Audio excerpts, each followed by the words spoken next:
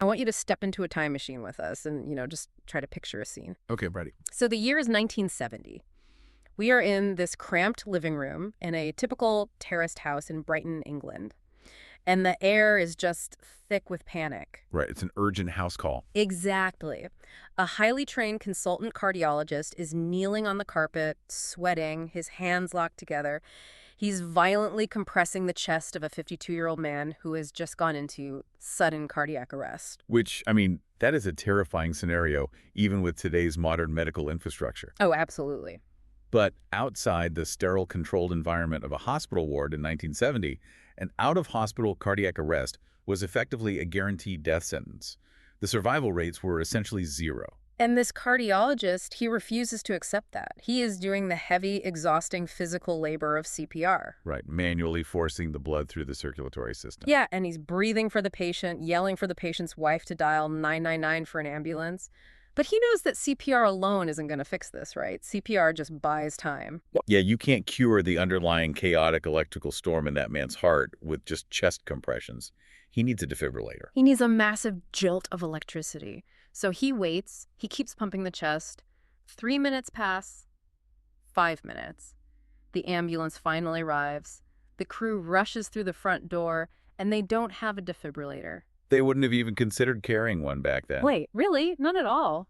No, I mean, defibrillators were these massive, complex pieces of machinery. They were tethered to the wall in a hospital's coronary care unit. The idea of putting one in the back of an ambulance was just considered absurd by the medical establishment of the era. Wow. So the doctor is forced to make another call. He just keeps doing CPR. And the physical toll on him at this point is immense, His arms are burning, but he can't stop. Right. Minutes just keep ticking by.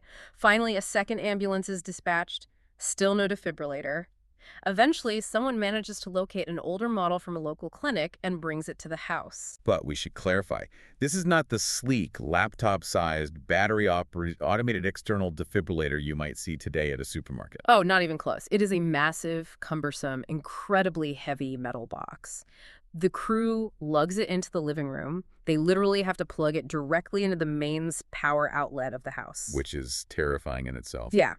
They turn the dial to charge the capacitors, and the machine literally explodes. It just catastrophically fails. It bursts into flames right there on the living room carpet, and tragically, the 52-year-old patient dies. It's just an incredibly dark moment. It really is. And that frustrated, exhausted cardiologist kneeling next to that burning machine was Dr. Douglas Chamberlain. And that fiery, chaotic moment of total systemic failure that sparked a revolution. It really did. That living room floor is essentially ground zero for the modern paramedic profession. It is the ultimate collision of an unacceptable status quo and the exact right visionary, Chamberlain looked at that burning box and the dead man beside it and realized that the entire architecture of emergency medicine was built backward. And that, right there, is our mission for this deep dive. If you've ever seen a paramedic start an IV on the side of a highway, or if you've ever walked past one of those little green boxes containing a public defibrillator at a train station, you're living in the world that this man engineered. Absolutely. Today, we are exploring the extraordinary life, the deep physiological science, and the profound legacy of Professor Douglas Chamberlain, who passed away in May of 2025 at the age of 94. A truly monumental figure. We've pulled together a massive stack of sources for you: his obituaries, decades of medical journals, university archives, and interviews with the clinicians he trained, all to honor his degree-level impact on pre-hospital care and global resuscitation standards. We are dissecting the work of a man who shifted the foundational identity of the ambulance service worldwide. I mean, he didn't just invent a new tool. He took advanced medical science, broke it down into its core principles, and handed it directly to the people on the street. But to really understand how Douglas Chamberlain rewired emergency medicine, we first have to unpack how his own brain was wired. Because his story doesn't start in some elite medical academy. No, not at all. It starts in Cardiff, Wales in 1931. His father was a local coal merchant. And young Douglas was absolutely not what anyone would call a child prodigy. Right. In fact, his primary school years were defined by severe, agonizing academic failure. Yeah, he routinely failed spelling tests, failed writing exercises. He actually could not read a single word of English until he was 13 years old. Which is wild to think about. But in the 1930s and 40s, the educational system had absolutely no framework for understanding neurodivergence. The term dyslexia was entirely absent from the classroom. So they just wrote him off. Pretty much. A child who couldn't decode letters on a page was simply deemed slow, unteachable, or lazy. It was a brutal environment for a bright mind. But his parents, they saw past the bad grades, right? They recognized his inherent intelligence, and they made this massive financial sacrifice to send him to board at Ratcliffe College, a private school near Leicester. And this is where the trajectory of modern medicine actually shifts, all because of one observant schoolmaster. Right. This teacher looked at teenage Douglas and realized, he wasn't unintelligent. He simply had a profound inability to comprehend the written word. Yeah, that teacher identified the specific mechanical failure in how Chamberlain's brain interfaced with text. And once they provided him with alternative, targeted ways to learn that bypassed traditional phonetic decoding, his intellect just exploded. He went on to pass the rigorous entrance exams to Queen's College, Cambridge, to study natural sciences, and then completed his clinical training at the Medical College of St. Bartholomew's Hospital, or BARTS, in London. It's an incredible turnaround.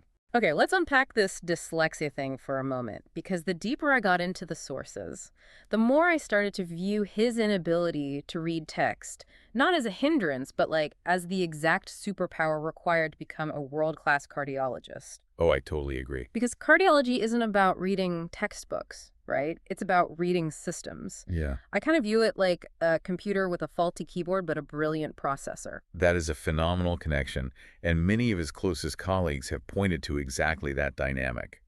Let's look at the cornerstone of cardiology for a second, the electrocardiogram, or ECG. Right, the heart monitor readout. Exactly. An ECG is a graphical representation of the electrical vectors traveling through the heart muscle.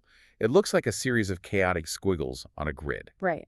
And a traditional, highly phonetic, text-oriented brain often struggles to interpret those squiggles quickly because they try to read it sequentially like a sentence. But a dyslexic brain often compensates for poor phonetic decoding by developing off-the-charts holistic pattern recognition.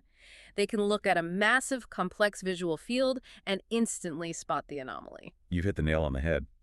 Chamberlain developed an almost preternatural ability to glance at a 12-lead ECG and instantly visualize the three-dimensional electrical failure happening inside a patient's chest. It's so cool. The boy who was locked out of the English language became one of the most fluent readers of the human heart's electrical language in the history of medicine. And he didn't just read the electrical signals, he wanted to figure out how to hack them.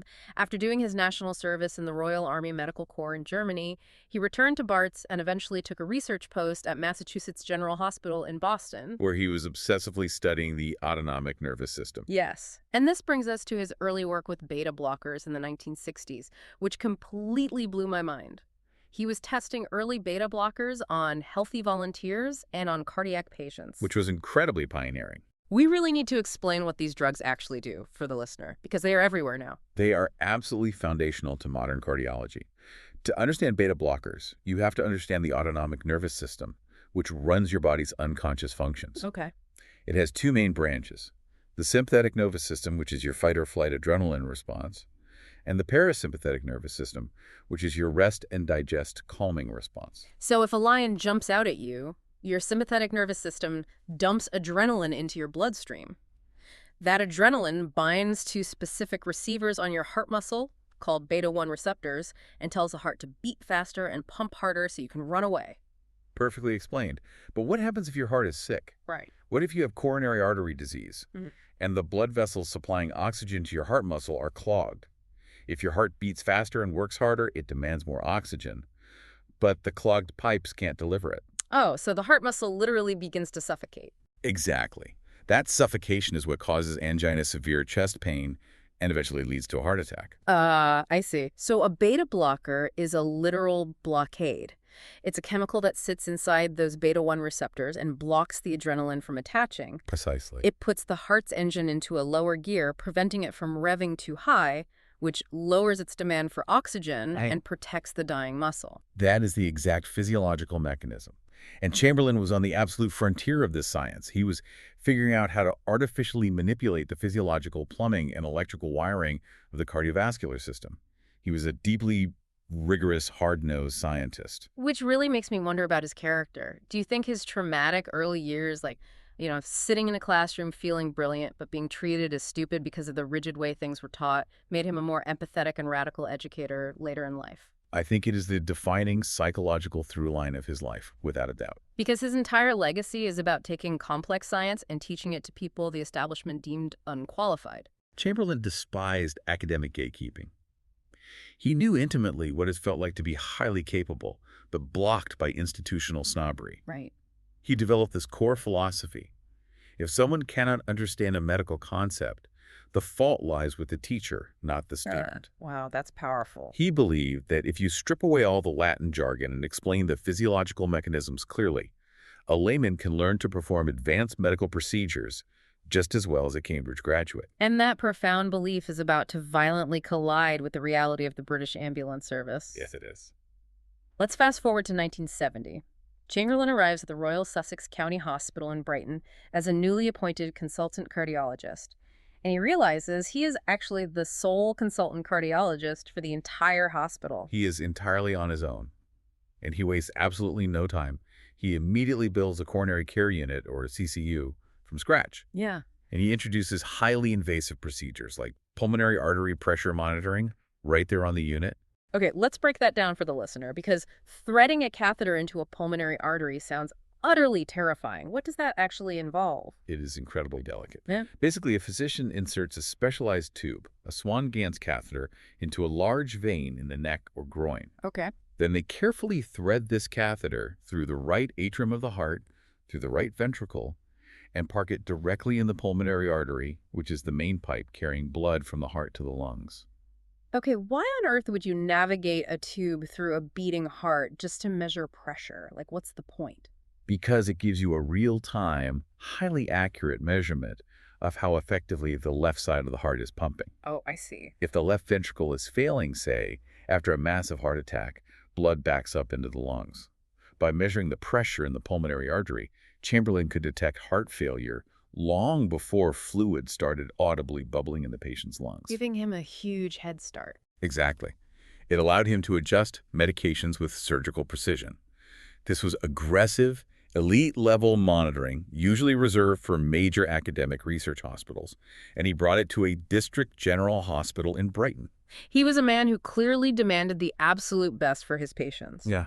But then we get the house call, the defining incident we talked about in the intro. Right, the exploding defibrillator. Yeah. He leaves his high-tech, aggressively monitored coronary care unit, goes into the community, and watches a 52-year-old man die on a carpet because a defibrillator exploded. The contrast between the hospital and the street was a lethal chasm. It illuminated the fatal flaw in the entire system. Chamberlain realized his state-of-the-art coronary care unit was effectively useless if the patient died of an electrical arrhythmia in their living room before they could ever reach the hospital doors. So he takes this profound fury and he marches into the office of Dr. William Parker, Who was the medical officer of health for Brighton. Yeah, and based on the archives, Parker was a bit of a maverick himself, right? He certainly was. The historical records show that Parker was aggressively anti-smoking long before it was fashionable. Right, I read this part. To force the public to face the reality of lung cancer, Parker once commissioned a local craftsman to carve 150 wooden ashtrays shaped like tiny coffins. That is so dark. He distributed them to pubs and offices all over Brighton, one coffin for every citizen who had died of lung cancer the previous year. I absolutely love the morbid theatricality of that. It shows Parker wasn't a bureaucrat who hid behind polite memos. He understood shock value. Definitely. So Chamberlain goes to this guy with a proposition that would have gotten him laughed out of any traditional medical committee in London. Chamberlain says, "Give me your 6 best ambulance men, and I'll teach them to do everything an accident and emergency doctor can do." Which, to fully grasp the magnitude of that request, we have to look at what the ambulance service actually was in 1970. Right. It was not a medical profession. Up until the late 60s and early 70s, the ambulance service was widely referred to in government documents as an invalid transport corps. So they were essentially just drivers. They were drivers with a basic first aid certificate. The prevailing medical dogma taught in medical schools at the time was a concept called scoop and run. Soup and run. Yeah, the entire objective of an ambulance crew was to physically scoop the sick or injured person onto a canvas stretcher, throw them in the back of the van, and drive to the hospital at breakneck speed. Wow. The vehicle was just a horizontal taxi with a siren. because the dogmatic belief was that medicine could only be practiced by a doctor inside a hospital. But Chamberlain's deep understanding of physiology told him that scoop and run was just scientifically illiterate when it came to the heart. There's a phrase in cardiology, time is muscle. Exactly. When a coronary artery occludes and causes a heart attack, the heart muscle downstream of that blockage begins to suffocate and die. The longer you wait to intervene, the more irreversible scar tissue forms. And in the case of a full cardiac arrest where the heart's electrical system shorts out and the pump stops entirely, the phrase shifts to time is brain, doesn't it? It does. Because the moment the heart stops pumping, the brain is deprived of oxygenated blood.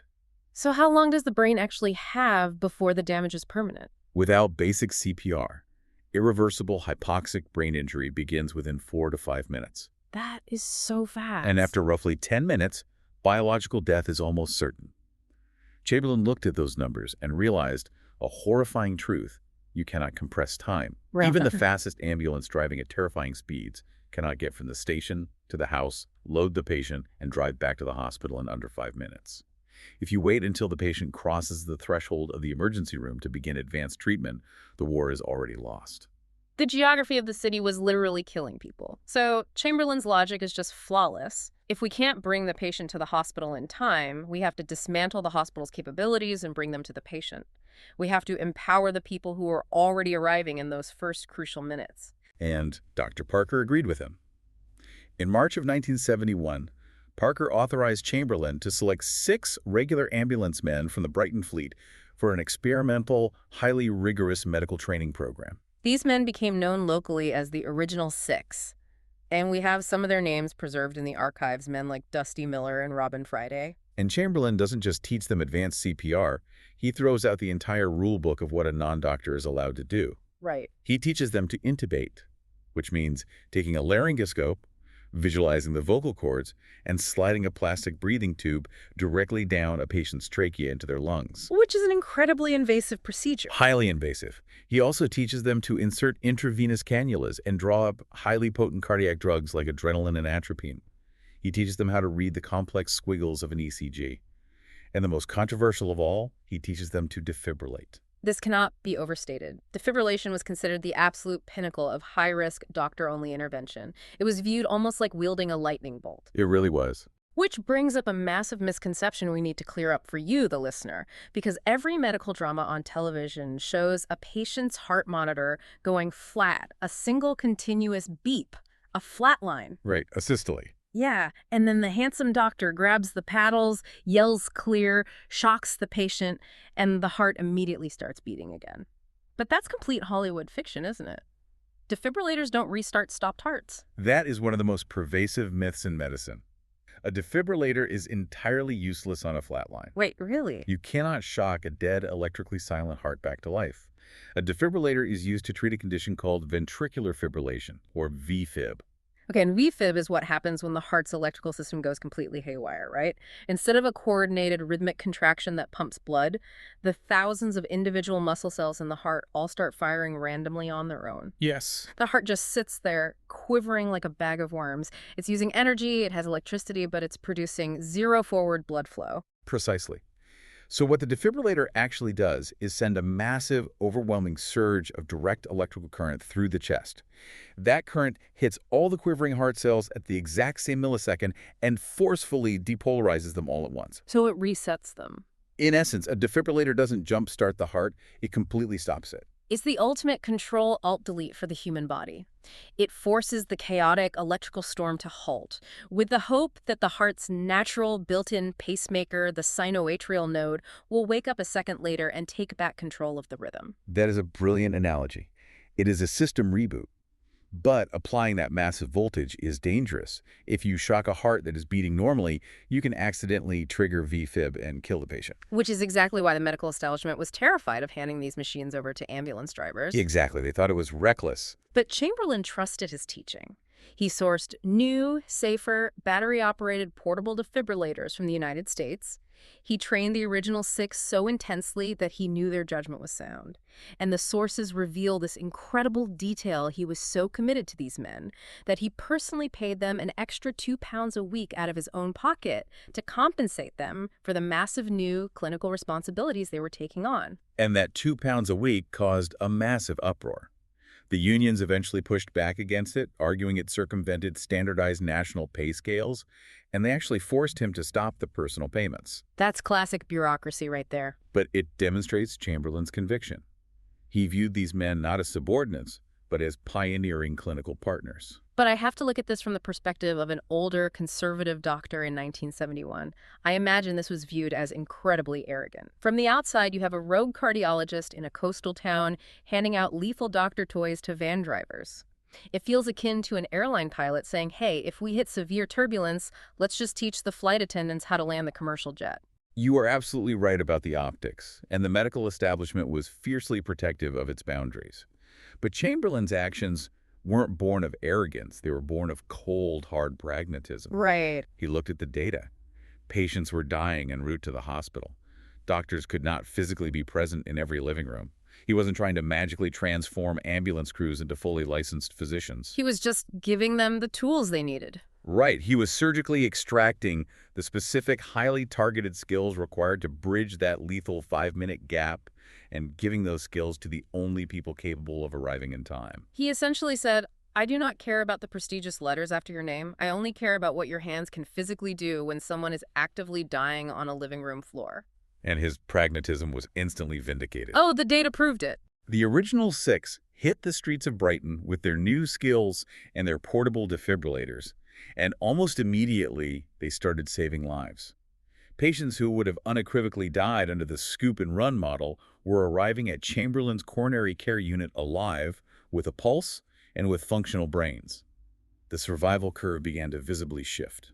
Now, to truly appreciate the magnitude of what Chamberlain achieved, we have to kind of zoom out. He wasn't operating in a vacuum. There were other brilliant minds trying to solve this exact same out-of-hospital puzzle at the exact same time.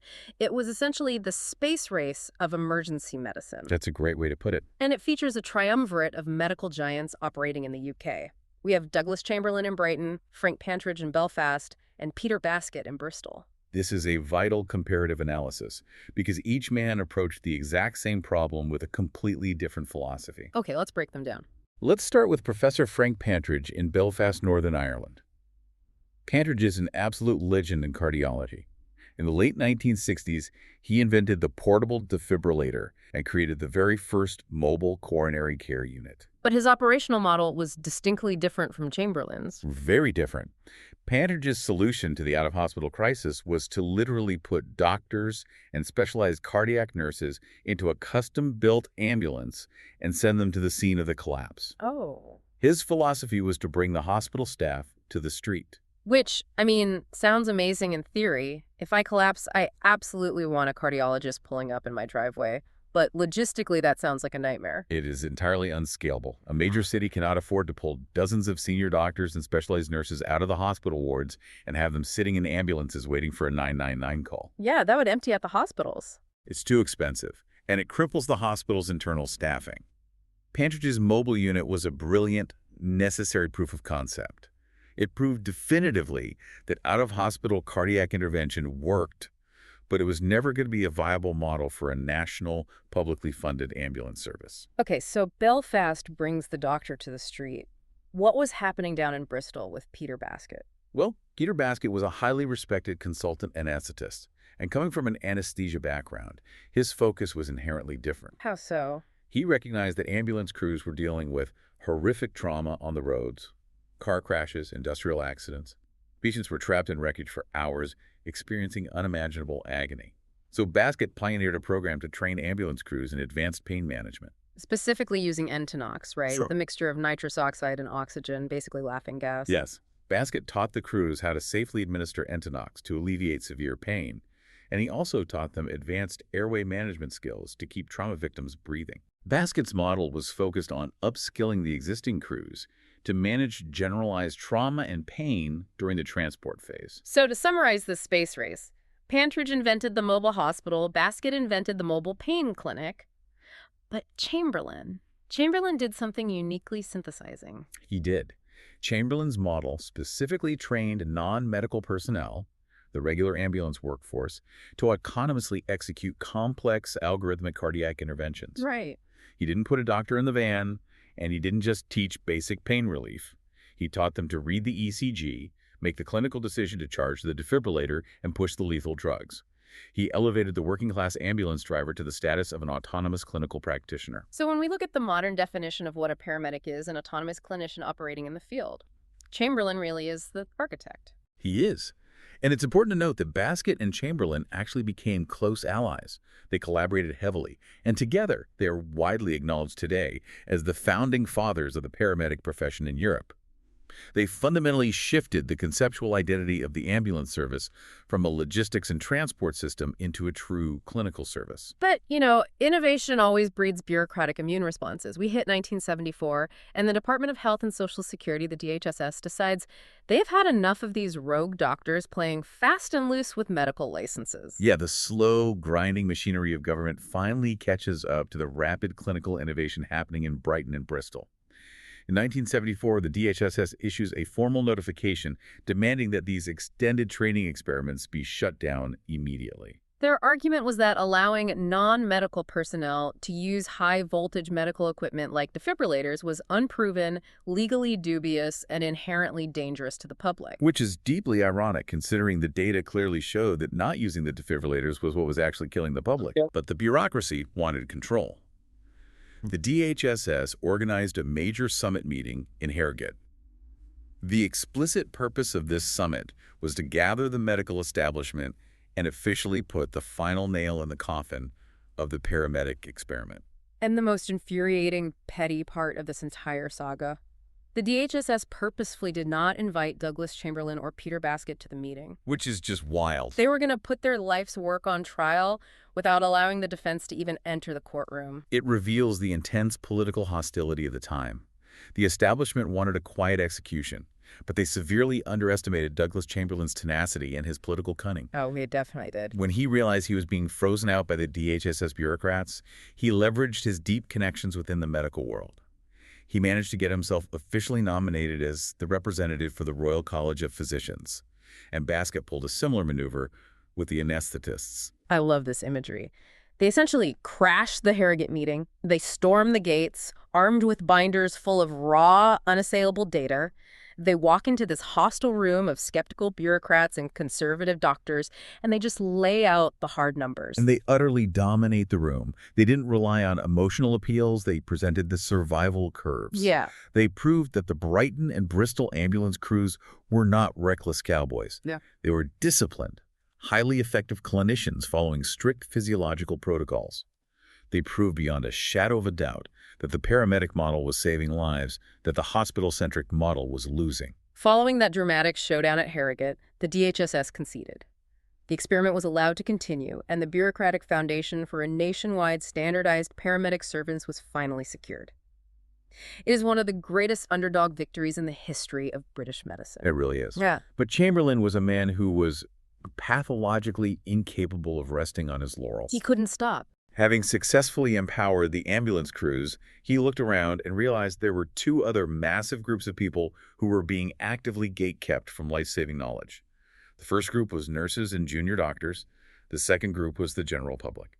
Let's talk about the nurses first, because this highlights the toxic hierarchy of medicine at the time. You mentioned earlier that reading an ECG was Chamberlain's superpower. But for the rest of the medical world, it was treated like a dark art, right? Like a mystical secret society where only senior cardiologists knew the password. It was an incredible bottleneck. Just imagine a scenario in a hospital ward in 1975. It's 3 a.m. A nurse is watching a patient's cardiac monitor, and she sees the electrical rhythm change to something strange. Okay. Because she hasn't been allowed to be formally trained in complex electrophysiology, she isn't legally empowered to act on it. She has to page the junior doctor. The junior doctor looks at it, isn't sure, and has to wake up the senior consultant cardiologist. Which takes us right back to the time as muscle problem. If the patient is having a silent heart attack, and you have to wait 45 minutes for the senior consultant to get out of bed, drive to the hospital, and read the piece of paper, the patient's heart is sustaining massive, irreversible damage while everyone just stands around waiting for permission to treat it. Exactly. The gatekeeping of knowledge was actively harming patients. So Chamberlain leans into his superpower. He takes the overwhelming, terrifying complexity of cardiac electrophysiology and distills it down into a framework he called the 10 rules of a normal ECG. This is where that dyslexic gift for pattern recognition shines again. He took an encyclopedic textbook and turned it into an open-source quick start manual. He created a systematic, highly visual binary checklist. Is the P-wave upright? Is the QRS complex narrow? It's brilliant. He proved that if you remove the intimidating Latin terminology and simply teach the visual rules of the patterns, any nurse, any junior doctor, and any paramedic can look at an ECG and instantly identify a lethal abnormality. He completely democratized the diagnostic power of the ECG. Those 10 rules became a legendary teaching tool. But as you mentioned, his ultimate democratization project wasn't aimed at nurses. It was aimed at random people walking down the street. Yes, the general public. And this is the part of the deep dive that really anchors his legacy for me. Because remember, Chamberlain started this journey in 1970, watching a defibrillator literally explode into flames in a living room. And just a decade or so later, he is actively campaigning to put defibrillators in train stations for random commuters to use. That is a staggering psychological and technological leap. It is a massive paradigm shift, but it was driven by pure, cold logic. Chamberlain understood a concept that we now refer to as the chain of survival long before it was a formalized term in global resuscitation guidelines. Right. The chain has distinct links: early recognition and calling for help, early CPR, early defibrillation, and finally early advanced paramedic care. And as the cliche goes, a chain is only as strong as its weakest link. Precisely. Chamberlain realized a painful mathematical truth. He could train the greatest paramedics in the world in Brighton, but if it takes the ambulance 8 minutes to navigate traffic, and the patient's wife hasn't done CPR or shocked the patient during those 8 minutes, the paramedics' advanced skills are completely useless when they arrive. Because the brain is already dead. Right. The first link in the chain, the random bystander, dictates the entire success or failure of the medical system. So he decides he has to train the bystanders. He launches a massive public health initiative across East Sussex, setting a goal to train an astonishing 100,000 ordinary citizens in cardiopulmonary resuscitation. He forged a powerful partnership with the British Heart Foundation to launch an initiative that would eventually become known as Heart Start. They mobilized trainers and took CPR instruction out of the hospitals and pushed it into primary schools, corporate workplaces, and community halls. That's incredible scale. His strategy was to saturate the local population with basic life support skills, turning every citizen into a potential first responder. And then comes the hardware. The automated external defibrillator, the AED. How did we get from the exploding box of 1970 to something a teenager can use in a shopping mall? The microchip revolution. By the 1980s, technology had vastly improved. The new generation of AEDs coming out of the United States were not only battery-operated and highly portable, but they contained advanced microprocessors. So the machine itself could do the thinking. Exactly. With an AED, you place the sticky pads on the patient's bare chest, and the microprocessor reads the underlying ECG rhythm. The machine's algorithm determines if the rhythm is ventricular fibrillation. Okay. If it is, a computerized voice tells you to stand back, and the machine either automatically delivers the shock or instructs you to push a flashing button. The user makes zero clinical decisions. Which completely bypasses the DHSS's old argument about the danger of the public using medical equipment. You don't need a medical degree because the computer is the doctor. Chamberlain recognized the immense power of this technology immediately. He became the principal consultant to the UK Department of Health to design and roll out experimental programs placing AEDs in high-density public areas. Right. By the late 1980s, Chamberlain was personally showing up to train staff at places like Victoria Station in London, Gatwick Airport, and the Brighton and Hove Albion football ground. He essentially argued that we need to view AEDs the exact same way we view fire extinguishers, right? Yeah. You don't have to be a certified firefighter to pull the pin on a fire extinguisher to stop a small trash can fire from burning down an entire office building. And you shouldn't have to be a cardiologist to attach an AED to stop a cardiac arrest from becoming a permanent death. It is the perfect analogy, and his argument won out. The data pouring in from these public access sites was undeniable. When a commuter collapsed at Victoria Station, Railway staff armed with an AED could reach them and deliver a shock within 2 minutes, long before an ambulance could navigate London traffic. Wow. They were saving lives at an unprecedented rate. Well, however, reading through the sources, this triumph is paired with a deeply frustrating modern tragedy, a battle that Chamberlain was still fighting right up until his death in 2025. We have successfully solved the medical problem, and we have solved the technological problem, but we are currently failing at the basic administrative problem. Yes. We are talking about the staggering statistic regarding unregistered AEDs. The sources show that right now, in the UK, up to 70% of all public access AEDs are currently unknown to the local ambulance services. It is a massive systemic blind spot. What happens is a local community group, a golf club, or a dental practice will do a wonderful thing. They will raise money, purchase an AED, and mount it proudly on their wall. Right. But they skip the final, most crucial step. They never register the device's location with a central database like the circuit, which links to the regional ambulance trust. So let's play out the nightmare scenario here. A man collapses on the pavement outside a bakery. A bystander dials 999. The ambulance dispatcher is looking at a map on their screen. Just 50 feet away, inside the dentist's office, there is a fully charged AED sitting on the wall. But because the dentist never registered it, the dispatcher's map is blank. They can't tell the caller to run next door and grab it. And so the patient dies, waiting for the ambulance, mere feet away from the exact machine that could have saved them.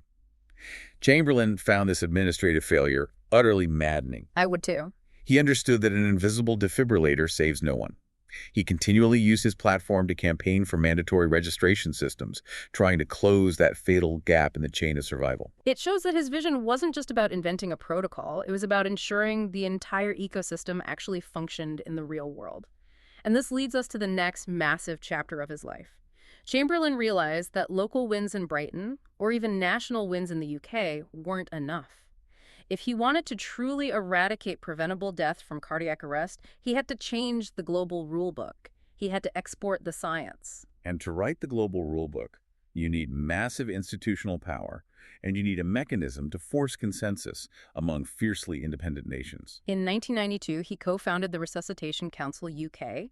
He helped establish the European Resuscitation Council, the ERC, and most importantly, he co-chaired the founding of the International Liaison Committee on Resuscitation, known globally as ILCOR.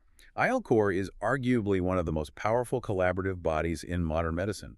It brings together the massive organizations, the American Heart Association, the European Resuscitation Council, and equivalent councils from Australia, New Zealand, Asia, South America, and Africa. That is a lot of big egos in one room. Their sole mandate is to review the science and issue the universal guidelines for CPR and emergency cardiac care worldwide. Okay, wait. Getting 3 doctors in a single hospital cafeteria to agree on a patient's treatment plan is notoriously difficult. How on earth did Chamberlain help build a system that gets 58 different countries to agree on a universal, step-by-step algorithm for saving a life? That is the genius of what ILCOR achieved under his guidance. Historically, medical guidelines were often drafted based on what we politely call expert opinion. Okay. Which in reality meant the loudest, oldest, most prestigious doctors in the room simply dictated what they felt was best, based on their personal anecdotes and biases. So it was medicine by eminence rather than medicine by evidence. Precisely. But Chamberlain and his colleagues at ILCOR engineered a total transition away from expert opinion.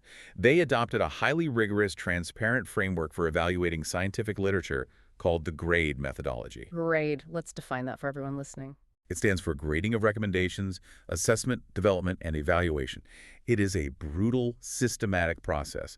Under ILCR, if you want to change a guideline, you can't just rely on a gut feeling. Right. Teams of scientists must gather every single peer-reviewed paper published on a specific intervention from around the globe. They evaluate the quality of the studies, discarding weak observational data and highlighting randomized controlled trials. They aggregate the data to see what is actually moving the needle on human survival. And this rigorous, data-driven approach led to some massive counterintuitive shifts in how CPR is performed globally.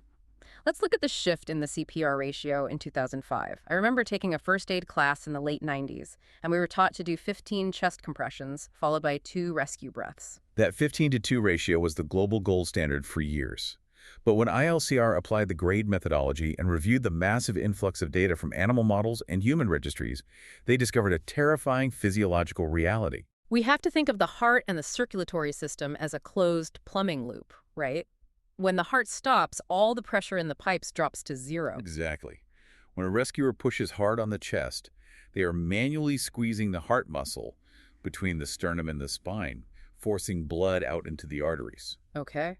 But it takes several consecutive compressions just to prime the pump and build up enough forward pressure to finally push oxygenated blood up against gravity into the brain. So if you do 15 compressions, you've just barely gotten the blood pressure high enough to reach the brain. But then, under the old rules, you stop pressing to give 2 breaths. And the moment you take your hands off the chest to give those breaths, the pressure in the pipes instantly plummets back to zero. The blood falls back down.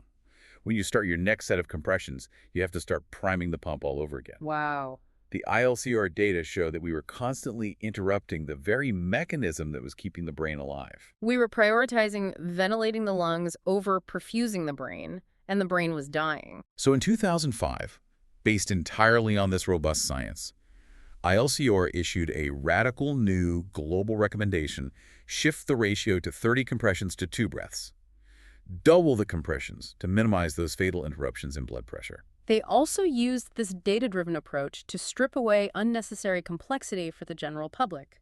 In the year 2000, ILCR removed the pulse check for lay rescuers. Because the evidence proved that asking a panicked civilian to find a carotid pulse was disastrous.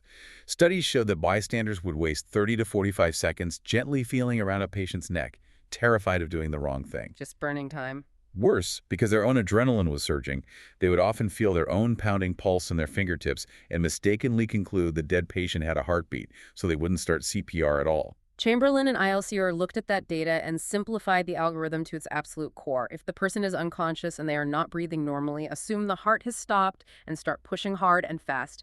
Do not waste time hunting for a pulse. But Chamberlain's influence wasn't restricted to adult cardiology. One of the most profound and globally impactful changes he helped shepherd through the ILCR process involved neonatal life support, or NLS. This one is fascinating because it totally upends what we assume is intuitively good. For decades, the standard practice for resuscitating a premature or distressed newborn baby who wasn't breathing was to immediately blast their tiny lungs with 100% pure oxygen. Oxygen is life, so more oxygen must be better, right? That was the unquestioned assumption. But when the ILCR Consensus Task Forces reviewed the global data in 2005 and 2010, they uncovered a dark reality. Exposing vulnerable newborns to 100% pure oxygen was actually increasing their mortality rates. Wait, so if oxygen is highly reactive, are we basically causing cellular rust in these babies? That is the perfect way to visualize it. It's called oxidative stress. Pure oxygen creates highly reactive molecules called free radicals. In a premature infant whose antioxidant defense systems haven't fully developed, these free radicals run rampant, tearing apart cell membranes and causing severe, irreversible tissue damage, particularly in the brain and the retinas of the eyes. That's horrifying. They were inadvertently poisoning babies with the very gas we thought was saving them. So based on that rigorous evidence, ILCR changed the global guidelines. Now, neonatal resuscitation is initiated with simple room air, which is only 21% oxygen. If the baby needs more, it is carefully and slowly titrated up using specialized blenders and pulse oximetry monitors. That single data-driven guideline change, facilitated by the ILCR architecture that Chamberlain helped build, has saved countless infants from permanent blindness, severe brain damage, and death worldwide. It is an astonishing legacy of global impact. But what I love about Chamberlain is that even while he was operating at the highest echelons of international medical politics, he never Protocol C, which he championed locally. Yes, Protocol C is a testament to his relentless clinical curiosity. Around 2002, Chamberlain helped initiate an observational study with his local ambulance service, SECAmb, to explore a non-standard resuscitation protocol.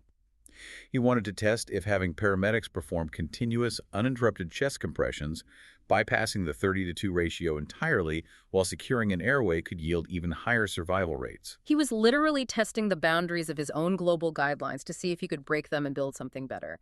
He was never satisfied with the status quo, even when he was the one who wrote it. He demanded constant iteration, and this perfectly transitions us to the final chapter of his life. Chamberlain officially retired from clinical cardiology in 1991, but looking at the sources, calling it a retirement is almost comical.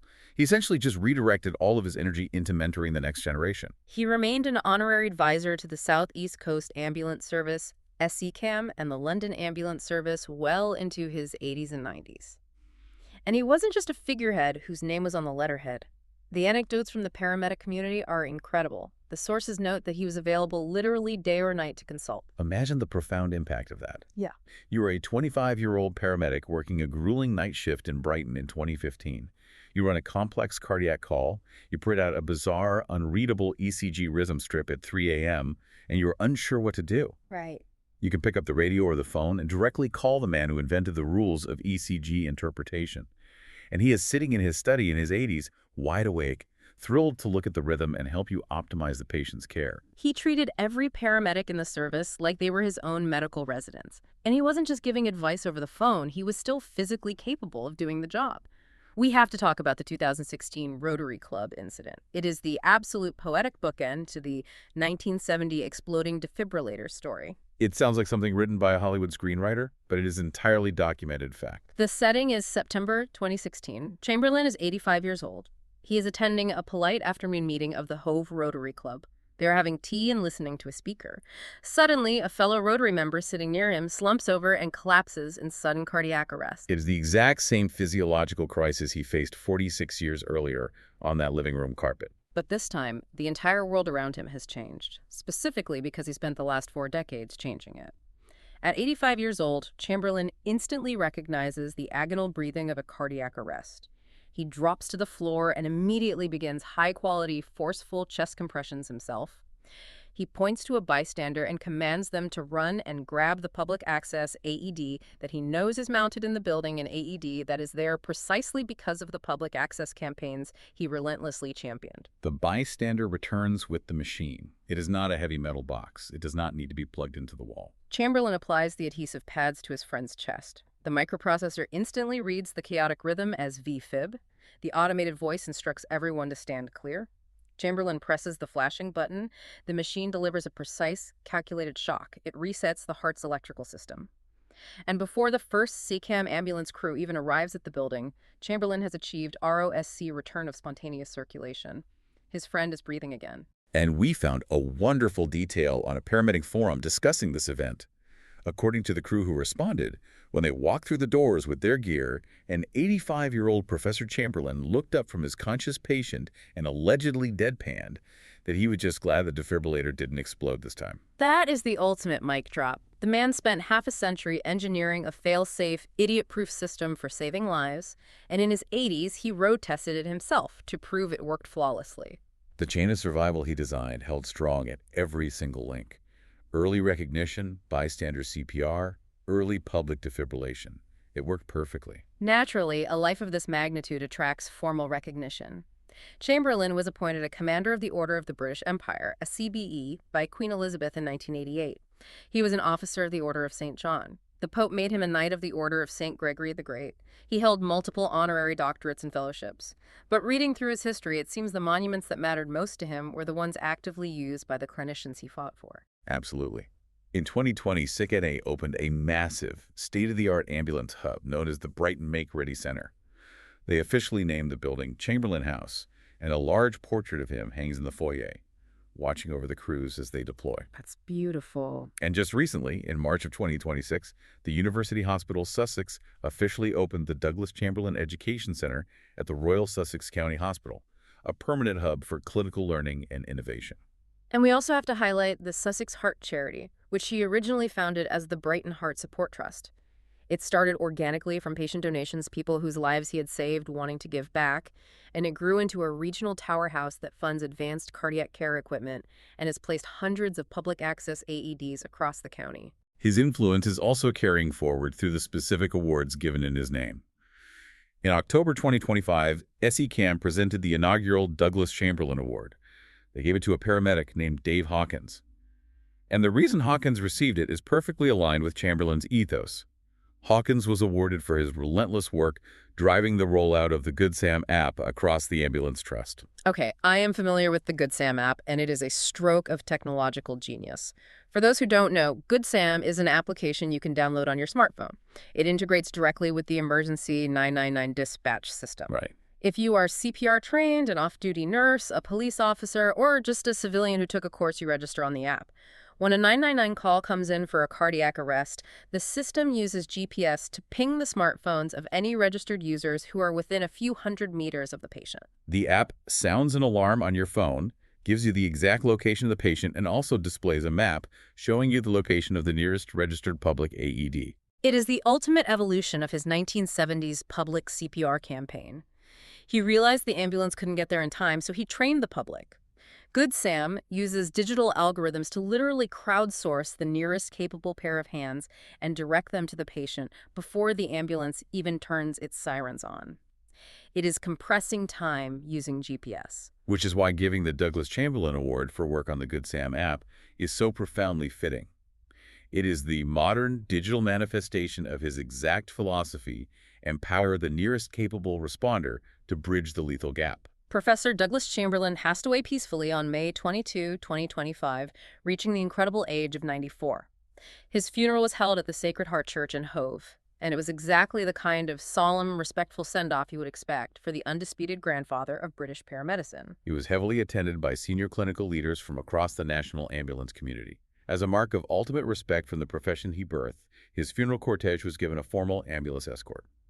Paramedics formed a uniformed guard of honor at the church doors, and the regional air ambulance performed a low flyover in tribute. So we arrive at the end of this massive journey. We have a man who won global awards, completely rewrote international medical guidelines, and has hospitals and education centers named after him.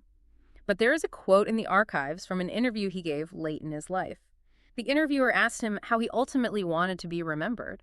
He didn't mention the CBE, the Nighting, the ILCOR algorithms, or the medical journals. He gave a two-word answer: a teacher. And that is the absolute distillation of his legacy. His true legacy is not the plastic and metal of the AEDs. It is not the ink on the pages of the resuscitation guidelines. His enduring legacy is the culture he aggressively instilled in the medical world. Absolutely. It is a culture of relentless clinical curiosity, of refusing to accept an outdated status quo just because that's how it's always been done. Yeah. Most importantly, it is a legacy of profound empowerment. He looked at a highly rigid, class-based medical hierarchy that believed only the elite could save a life, and he tore it down. He proved that you don't need a medical degree from Cambridge to be a lifesaver.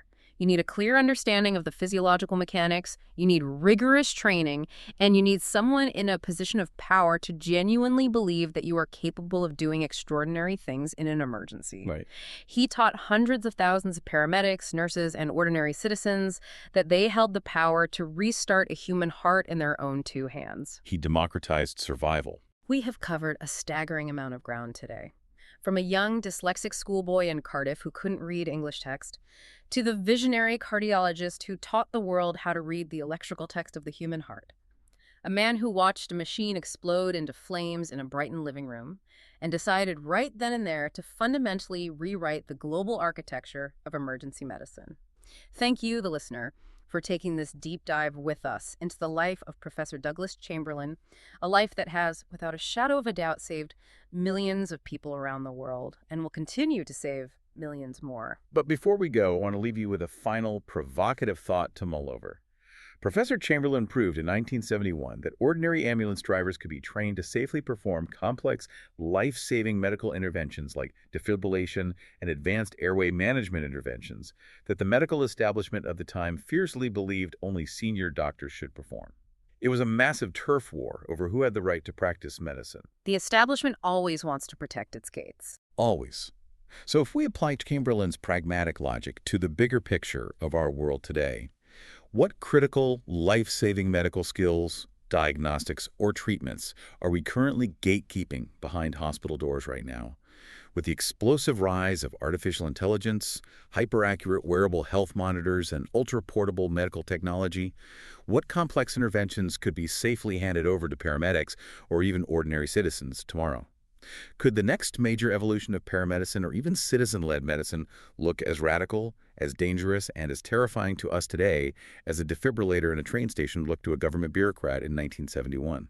That is a brilliant question, because history tells us that somewhere out there right now, the next Douglas Chamberlain is looking at a broken medical system, watching someone suffer unnecessarily, and saying, give me 6 good people and I'll show you a better way. Keep that in mind the next time you walk past that little green box on the wall at the train station. Until next time.